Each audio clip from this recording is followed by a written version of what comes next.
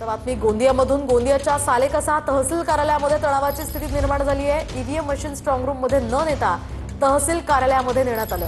दरम्यान तहसील कार्यालयामध्ये EVM machine नेल्यामुळे नागरिकांनी आक्षेप घेतला. पुन्हा मतदान करा अशी मागणी यावेळी उमेदवारांनी केली आहे.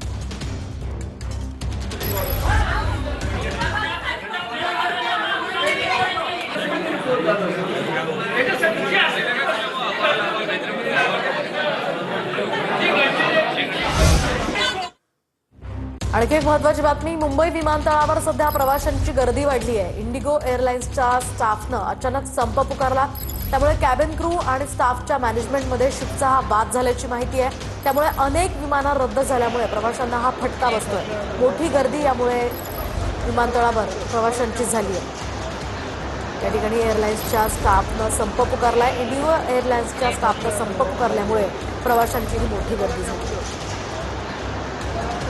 महत्त्वाची अपडेट समोर येते. अमेडिया कंपनी जमीन गैरव्यवहार प्रकरणी शीतल तेजवानीला आता अटक करण्यात आली आहे. पार्थ पवारांच्या कंपनीला तेजवानीकडून बेकायदेशीरपणे जमीन विक्री करण्यात आली होती.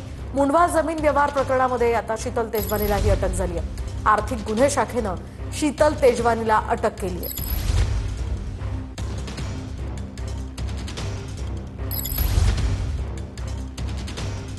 तर आता शीतल तेजवानीला सीपी कार्यालयामध्ये नेण्यात आलेलं आहे. या पार्श्वभूमीवर गेल्या काही दिवसांपूर्वी 3 ते 4 वेळा शीतल तेजवानीची चौकशी झाली आणि चौकशी अंती शीतल तेजवानीला आता अटक करण्यात आली आहे. आज सांगलीच्या आष्टामध्ये पवारांच्या राष्ट्रवादीने स्ट्रॉंग रूमच्या बाहेर ठिय्या आंदोलन केलं. मतदानाचा टक्का वाढल्याचा आरोप देखील पवारांच्या एनसीपीकडनं करण्यात आला. कार्यकर्ते आक्रमक झाल्यानंतर आमदार जयंत पाटील देखील या ठिकाणी पोहोचले.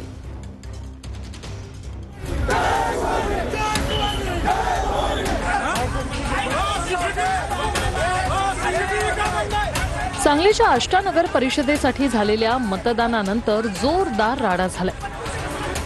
प्रशासनानं रात्री दिलेली आकडेवारी आणि सकाळी ऑनलाईन जाहीर केलेल्या आकडेवारीत तब्बल 2000 मतांची तफावत असल्याचा आरोप शरद पवारांच्या राष्ट्रवादीनं केला. पवारांच्या राष्ट्रवादीच्या कार्यकर्त्यांनी ईव्हीएम ठेवलेल्या स्ट्रॉंग रूम बाहेर ठिय्या मांडला. त्यामध्ये एकूण मतदान झाले सांगितले 3109. 2 नंबरचा भाग आहे की 9 नंबरच्या वार्डामध्ये एकूण 701 मतदान झाले असे दाखवले. तर झाले 708. म्हणजे एकूण 8 ते 7 ते 8 मतदान कुठे गेले. आज त्यांचे सर्वचे सर्व उमेदवार निवडून आले म्हणून सांगा. त्यांचा नगराध्यक्ष निवडून आला म्हणून सांगा. आणि ज्यावर इतर गोष्टी काहीच नाहीत. ज्या बूथवर एकूण मतदान झालं त्याची आकडेवारी आम्हाला संध्याकाळी 6:30-7 वाजेपर्यंत मिळाली होती. आणि त्यानुसार एकूण मतदान जे झालेलं आहे या मतदानामध्ये आणि सकाळी या जी आकडेवारी आली यामध्ये नक्कीच फरक आहे. यामुळे मी या घटनेचा निषेध करतो. निवडणूक निर्णय अधिकारी यांनी जी राज्य निवडणूक आयोगाला आणि जिल्हाधिकारी कार्यालयात जी आकडेवारी कळवलेली आहे ती तंतोतंत जुळत आहे. यामध्ये कोणताही फरक नाही. कुणीतरी एका ग्रुपवर चुकून आकडेवारी चुकीची टाकली होती तीच पब्लिश झाली. जे कोणतीही अधिकृत आकडेवारी नाही, कोणतीही सही शिवाय आकडेवारी कुणी तयार केलेली आहे ती चुकून फिरत आहे, म्हणजे चुकीच्या पद्धतीने फिरत आहे. कार्यकर्ते आक्रमक झाल्यानंतर आमदार जयंत पाटीलही घटनास्थळी पोहोचले.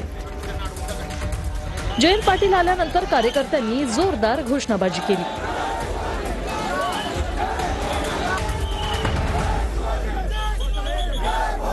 आम्ही वाट बघतोय की आचारसंहितेचा भंग स्वतः उमेदवारांनी, नगराध्यक्ष पदाच्या उमेदवारांनी जर केला असेल तर मला वाटतं आम्ही प्रशासन आणि निवडणूक आयोग काय करणार आहे आणि पोलीस काय करणार आहेत याची वाट बघतोय. विरोधकाला तो धंदा आहे आक्रमक व्हायचा आणि आमचं काम आहे त्यांना सांभाळायचं. विरोधक कसे राहतील तसेच राहतील ना. जे पराभव दिसतोय त्यांना ते धाकधुकीनं असा राळा करतायत. तर तिन्ही पक्ष हे 75% स्थानिक स्वराज्य संस्थेमध्ये सत्तेत असतील असं फडणवीसांनी म्हटलं. ईव्हीएम सुरक्षेसाठी 24 तास 2-2 प्रतिनिधी तैनात ठेवा. हरल्यावर आम्हाला बोलू नका. ईव्हीएमच्या मुद्द्यावरून फडणवीसांनी विरोधकांना टोला लगावलाय. कि इलेक्शन कमीशन ने पॉलिटिकल पार्टीज को अलाउ किया है सारी जो अपोजिशन की पॉलिटिकल पार्टियां हैं अपने 2-2 प्रतिनिधि ये जहां ईवीएम रखे हैं उसके बाहर खड़ा करें, 24 घंटा पहरा दे, हारने के बाद इसके ऊपर टिप्पणी न करें। हम तीनों पार्टियां मिलाकर 75% जो नगर पालिकाएं है उस पर हमारा कब्जा होगा या हम लोग उसको जीतेंगे, तीनों पार्टियां मिलाकर। गद्दारांमध्येच आता बाचाबाची आणि मारामारी सुरू आहे अशी टीका उद्धव ठाकरे यांनी केली आहे। त्यांचे लोक त्यांच्यावरच धाडी टाकत आहेत असंही उद्धव ठाकरे म्हणाले। स्थानिक निवडणुकांमध्ये झालेल्या महायुतीमधल्या वादावरून उद्धव ठाकरेंनी हल्लाबोल केलाय। गद्दारांचा बुडबुडा आता फुटलेला आहे। त्यांच्यात मग आता जी काय मारामारी म्हणजे अक्षरशः मारामारी आणि बाचाबाची म्हणजे ज्यांनी पुलंच्या कथा वगैरे वाचल्या असतील त्याच्यात बाचाबाची म्हणजे बाची असं जे काय आहे आता सुरू झालेलं आहे। आता त्यांच्यातलीच लोक त्यांच्यावरती धाडी टाकतायत। ज्यांच्यावरती धाड टाकले त्यांच्यावर काय नाही, ज्यांनी धाड टाकली त्याच्यावरती गुन्हा। तर हे सगळं फार घाणेरड्या पद्धतीने चाललेलं आहे। मुझे ऐसा लगता है कि इक्का दुक्का जगह पर तनाव हुआ, मैं नहीं कहता, लेकिन वो छोड़कर ओवरऑल कहीं पर भी तनाव नहीं दिखा। ये पीसफुली हुआ क्योंकि हमने अपने अपने कैडर्स को कहा था कि भाई कहीं पर अगर हम एक दूसरे के सामने लड़ रहे हैं तब भी हम एक दूसरे के शत्रु नहीं, हम एक दूसरे के दोस्त हैं। हम लोग साथ में सरकार चलाते हैं, इसलिए इसको अलग ढंग से न लिया जाए। तो मुझे लगता है कि इस मामले में कोई किसी के मन में शंका नहीं है। और मैं आज भी कहता हूँ कि आप देखिएगा हम तीनों पार्टियां मिलाकर 75% जो नगर पालिकाएं है उस पर हमारा कब्जा होगा या हम लोग उसको जीतेंगे, तीनों पार्टियां मिलाकर। गोंदियामध्ये ईव्हीएम सोबत छेडछाड झाल्याचा आरोप करण्यात आलेला आहे। गोंदियाच्या सालेकसा तहसील कार्यालयामध्ये तणावाची स्थिती आहे। ईव्हीएम मशीन स्ट्रॉंग रूम मध्ये न नेता तहसील कार्यालयामध्ये नेण्यात आल्या। यानंतर पुन्हा मतदान घ्या अशी मागणी उमेदवारांनी केली आहे।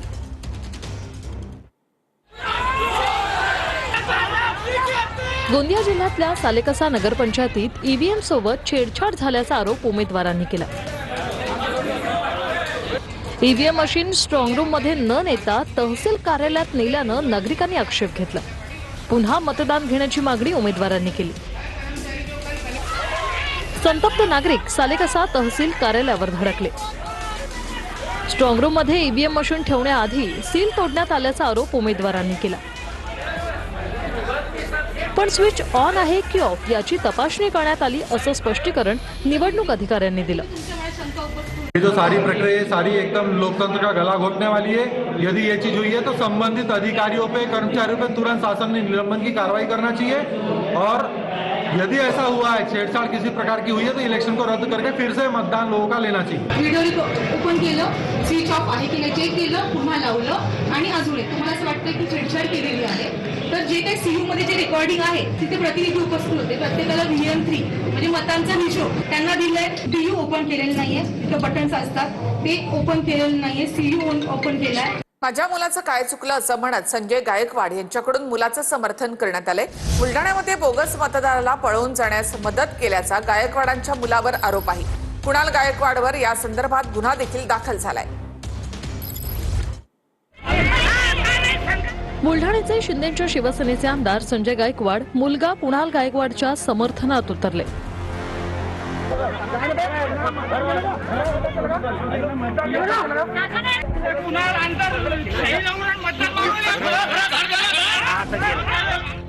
कुणाल गायकवाडवर बोगस मतदाराला पळून जाण्यास मदत केल्याचा आरोप आहे। यावर गायकवाडांनी मुलाच्या समर्थनात अजब तर्क दिलाय।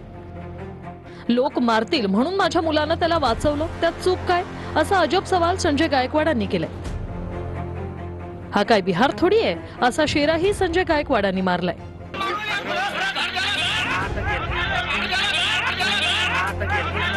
आता त्या ठिकाणी त्याला इतकं मारत होते आणि तेवढ्यामध्ये माझा मुलगा गेला, तो बिचारा घाबरून त्याने त्याला चिपकलं की मला वाचवा म्हणून। माझा मुलगा त्याला मारताना गाडीवर आला पळत तिकडे, हे सगळ्या कॅमेऱ्याने पाहिलंय। तो गाडीवरून उतरतो आणि त्याला घेतो आणि तो बिचारा महाराज धक्का त्याला चिपकतो की मला मारू नका म्हणून। आणि यांनी पण त्याला मार कोणी म्हणून तू बाबा इथनं जा, कोणी हेच करेल ना, काय चुकीचं केलं त्याने? अरे हे आमचं बुलढाणा शहर सुशिक्षित शहर आहे, सगळे आमचा सुशिक्षित मार्ग मतदार घाबरत होता की एवढा पोलिसांचा ताफा कशाला?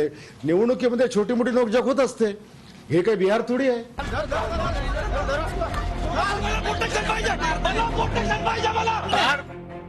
स्थानिक स्वराज्य संस्थांच्या निवडणुकांसाठी मंगळवारी पार पडलेल्या मतदान प्रक्रियेदरम्यान राज्यात अनेक ठिकाणी राडे, मारहाण आणि गोंधळ झालेला पाहायला मिळाला। यात बुलढाण्यातल्या बोगस मतदान करणाऱ्या मतदाराला पळवल्याचा आरोप गायकवाडांच्या मुलावर आहे.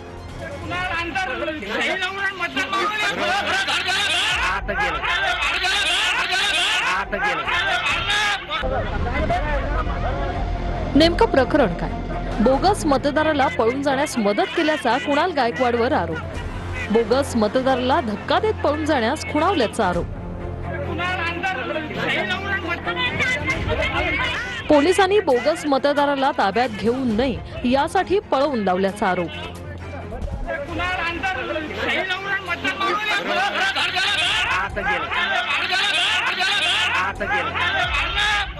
मतदान पार पडलं आणि त्यामध्ये तुमचे जे आमदार मतदान पार पडल्या लगेच हे काम सुरू झालं. नाही पण मतदान पडल्या काम झालं, मात्र संतोष बांगर असतील, संजय गायकवाड असतील यांसारख्या आमदारांची जी कृत्य बघितली कालची. अरे जे लोकप्रतिनिधींनी आपण कसं वागलं पाहिजे हे ठरवलं पाहिजे आणि निवडणूक प्रक्रियेमध्ये देखील या ठिकाणी निवडणूक प्रक्रिया लोकशाही मार्गाने झाली पाहिजे असं आमचं मत आहे. तर पुराव्यानिशी फडणवीसांकडे आमदार चंद्रकांत पाटलांची तक्रार करणार मुक्ताईनगरच्या राड्यानंतर रक्षा खडसे देखील आक्रमक झालेत. तर रक्षा खडसेंवर आचारसंहिता भंग केल्याप्रकरणी तक्रार दाखल करणार असं शिंदेच्या सेनेचे आमदार चंद्रकांत पाटील यांनी म्हटलेलं आहे. गोष्टीसाठी मी उभी होती आणि लोकांना मी अपील केलं होतं की मुक्ताईनगर शहरामध्ये तालुक्यामध्ये गुंडागिरी या सेनेच्या लोकांची वाढलेली आहे आमदारांच्या माध्यमातून आणि ते काल या माध्यमातून सिद्ध झालेलं आहे. लोकांनी बघितलेलं आहे तर मी देवेंद्रजींना या सगळ्या गोष्टी पुराव्यासह दाखवणार आहे. जेव्हा की आदर्श आचारसंहितेच्या क्लिअर कट गाईडलाईन आहे की मंत्र्यांना त्यांचा प्रोटोकॉल घेऊन त्यांचे ते वाहनं घेऊन पोलीस वाहनं घेऊन सायरन वाजवून वाजवताना अशामध्ये फिरता येते ते मी निवडणूक आयोगाकडे तशी तक्रार करणारच आहे. महाडमधील गोगावले विरुद्ध तटकरे समर्थक राडा प्रकरणासंदर्भात बातमी. विकास गोगावलेंच्या विरोधात 21 विविध कलमांखाली गुन्हे दाखल करण्यात आलेत. विकास गोगावलेसह महेश गोगावले, विजय मालुसरे यांच्यावर देखील गुन्हे दाखल झालेत. महाड राडा प्रकरणामध्ये विविध कलमांतर्गत हे गुन्हे दाखल झाले. कारण बोलल्यानंतर काही गोष्टी होतात की आम्हाला डॅमेज करण्यासाठी ह्या अशा गोष्टी घडवून आणि तटकऱ्यांचा ह्याच्यामध्ये हातखंड आहे की दुसऱ्याच्या खांद्यावरती बंदूक ठेवून चाप दाबायचा हा गेल्या अनेक वर्षाचा इतिहास आहे. हे काही नवीन आहे का? आत्तापर्यंत किती उदाहरणं दिल्यानंतर त्यांना ते पटल. रॉयला निवडणूक तिथेही भानगड केली तुमच्या लोकांनी, तिथेही त्या BJPच्या लोकांच्या कानफाडात मारली. ह्या ज्या काही गोष्टी आहेत ह्या जरा आत्मचिंतन करावं त्यांनी. काय इथेही त्या लोकांनी ही पोरं पाठवून जे काही करायचं होतं. स्थानिक स्वराज्य संस्थांच्या निवडणुकीच्या प्रचारानंतर फडणवीस शिंदे एकत्र पाहायला मिळालेत. मीडियामध्ये नाराजीच्या आलेल्या बातम्या या पतंगबाजी होती असं उपमुख्यमंत्री एकनाथ शिंदे यांनी म्हटलंय.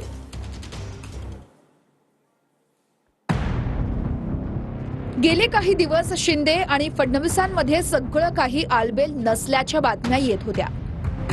उपमुख्यमंत्री एकनाथ शिंदे यांनी यावर आज स्पष्टीकरण दिलंय. दोघा नेत्यांमध्ये हुतात्मा चौकातल्या कार्यक्रमात देहबोलीवरून दुरावा आल्याच्या बातम्या आल्या. याची सुरुवात शिंदेंच्या मंत्र्यांनी कॅबिनेटवर बहिष्कार टाकल्यापासून झाली होती. नंतर शिंदेंनी दिल्लीत जाऊन प्रदेश अध्यक्ष रवींद्र चव्हाण यांची तक्रार केली होती. आता दोघा नेत्यांच्या दुराव्यावर बोलताना शिंदे काय म्हणाले पाहूया. आता काय दिसतंय इकडे? आता काय म्हणजे काय काम नसलं तरी फक्त हसत राहायचं असं काय? अरे तुम्ही सगळे प्रश्न तुमचे, उत्तर तुमची, पतंग पण तुम्हीच उडवता. नेत्यांना काय वाटतं यापेक्षा कायदा काय सांगतो हे महत्त्वाचं आहे असं राज्य निवडणूक आयोगानं म्हटलंय. निवडणुका पुढे ढकलण्याच्या निर्णयानंतर नेत्यांकडून नाराजी व्यक्त करण्यात आली होती. यावर आयोगानं उत्तर दिलंय. नेत्यांना काय वाटतं यापेक्षा कायदा काय सांगतो हे महत्त्वाचं. राजकीय नेत्यांच्या नाराजीनंतर निवडणूक आयोगातील वरिष्ठांची भूमिका. कायद्याच्या अंतर्गत निर्णय निवडणूक आयोग घेतं आणि घेत राहील. राज्यामधल्या जिल्हा परिषद निवडणुका 2 टप्प्यांमध्ये होणार का अशी चर्चा आहे. काही ठिकाणी आरक्षण मर्यादा ओलांडल्यामुळे 2 टप्प्यांमध्ये निवडणूक होणार का असा प्रश्न आहे. जिल्हा परिषद निवडणुका 2 टप्प्यात? 50% आरक्षण मर्यादा ओलांडलेल्या जिल्हा परिषदांच्या निवडणुका 2 टप्प्यात घेण्याचा राज्य निवडणूक आयोगाचा विचार आहे. स्थानिक स्वराज्य संस्थांच्या निवडणुकांमध्ये 50% आरक्षण मर्यादा ओलांडल्याच्या मुद्द्यावर सुप्रीम कोर्टात 21 जानेवारीला सुनावणी आहे. 32 पैकी 17 जिल्हा परिषदांमध्ये 50% आरक्षण मर्यादा ओलांडली गेली आहे. 15 जिल्हा परिषदांची निवडणूक पहिल्या टप्प्यात घेण्याची राज्य निवडणूक आयोगाची तयारी आहे. 17 जिल्हा परिषदांच्या निवडणुका कोर्टाच्या निर्देशानुसार तर दुसऱ्या टप्प्यात निर्णय राज्य निवडणूक आयोग घेऊ शकतं. नगरपालिका नगरपंचायतींनंतर महापालिका निवडणुका घेण्याबाबत राज्य निवडणूक आयोगाच्या हालचाली सुरू आहेत. राज ठाकरे यांनी आज खासदार संजय राऊतांची भेट घेतली. संजय राऊतांच्या तब्येतीची राज ठाकरेंकडून विचारपूस करण्यात आली आहे. तर फडणवीस आणि राऊत यांच्यामध्ये काल रात्री 20 मिनिटं चर्चा झाली. फडणवीसांकडून देखील राऊतांच्या प्रकृतीची विचारपूस करण्यात आली आहे. फडणवीस राऊतांमध्ये राजकीय चर्चा झाली अशीही माहिती मिळते.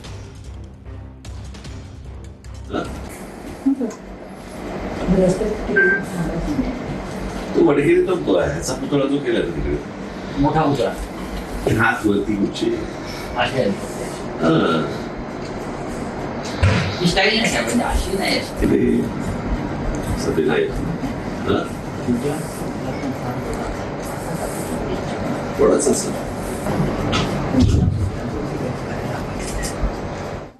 तर नाशिकच्या तपोवनातली झाडं तोडण्याच्या विरोधात कलाकार मैदानात उतरले. तर सयाजी शिंदेंनी घेतलेली भूमिका ही पर्यावरण हिताची असल्याची प्रतिक्रिया अजित पवार यांनी दिली.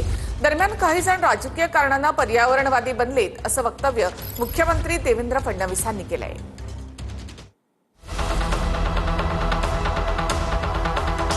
नाशिकमधल्या आगामी कुंभमेळ्यासाठी तपोवनातली झाडं तोडण्याला अभिनेते सयाजी शिंदेंनी विरोध केलाय. सयाजी शिंदेंच्या भूमिकेला अजित पवारांनी ट्विट करत पाठिंबा दिला. तपोवनातल्या वृक्षतोडीच्या संदर्भात सामोपचारानं तोडगा काढला पाहिजे या संदर्भात अभिनेते सयाजी शिंदे यांनी घेतलेली भूमिका पर्यावरण हिताची आहे. विकासाबरोबर पर्यावरणाचा समतोल राखणं ही देखील काळाची गरज आहे. पर्यावरण वाचलं तरच पुढची पिढी सुरक्षित राहील हे आपण सर्वांनी लक्षात ठेवलं पाहिजे असं ट्विट अजित पवार यांनी केलंय.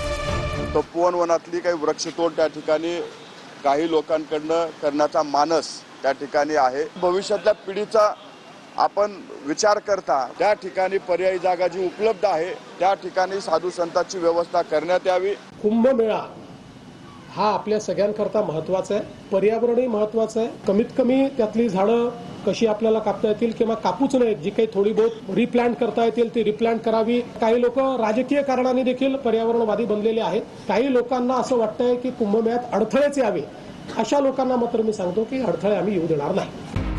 तपोवनातल्या वृक्षतोडीच्या विरोधात कलाविश्वातले अभिनेते आणि अभिनेत्रींचा सुद्धा पाठिंबा मिळतोय. नाशिकमधील अनेक नाट्य, चित्रपट, संगीत आणि कला क्षेत्रातील कलाकार मंडळींनी एकत्र येत भव्य निषेध आंदोलन केलं. अभिनेत्री अनिता दाते, चिन्मय उदगीरकर यांच्यासह इतर कलाकार मोठ्या संख्येनं यामध्ये सहभागी झाले होते. लहानपणी आमच्या सगळ्यांच्या ट्रिपा निघायच्या तपोवनात. आम्ही खूप सुंदर अशी ती झाडं, तिथली जीवसृष्टी अनुभवली आहे. माझी खात्री आहे प्रशासनावरती, ते याच्यावरती सगळ्यावरती विचार करतील. प्रशासन तो करेल असं मी नागरिक म्हणून विश्वास ठेवते. आणि जर समजा तसं नाही झालं तर आमची फसवणूक असेल. फक्त प्लांटेशनच न होता ती झाडं जगतील कशी याची 3 वर्षाची योजना शासनाने देणं हे अत्यंत आवश्यक आहे. हा आमचा ॲक्शन प्लॅन आहे. गोदावरी यायला तिचा आपला स्वतःचा प्रवाह कसा मिळेल, त्यासाठी भूजल साठा कसा संपन्न होईल, स्ट्रॉंग होईल, हे अत्यंत आवश्यक आहे. नाशिकचे खासदार राजाभाऊ आजे यांनी सुद्धा तपोवन परिसराची पाहणी केली. नाशिककरांच्या भावनेचा आदर करून शासनाने हा निर्णय रद्द करावा अशी मागणी राजाभाऊ आजे यांनी केली. पर्यावरण प्रेमी आणि सर्वसामान्य नाशिककर यासाठी रस्त्यावर उतरतायत किंवा ही बचाव मोहीम चालू केलेली आहे.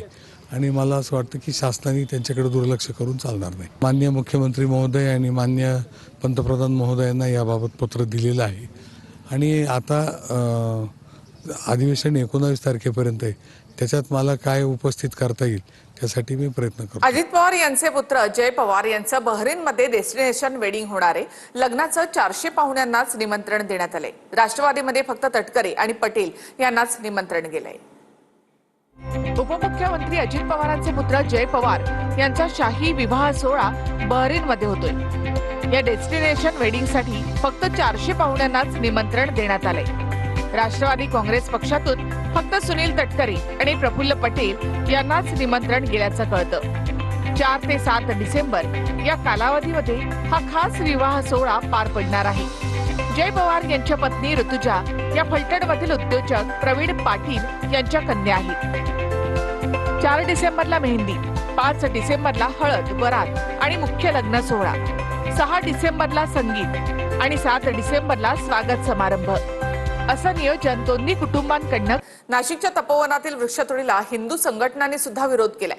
तपोवनातील झाडांवर जय श्रीराम आणि जय हनुमान असं लिहिण्यात आलंय। तसंच महापालिकेनं मार्किंग केलेल्या झाडांवर शेंदूरही लावण्यात आला। तपोवनातील वृक्षतोडीच्या निर्णयाविरोधात हिंदू संघटना आक्रमक झाल्या आहेत।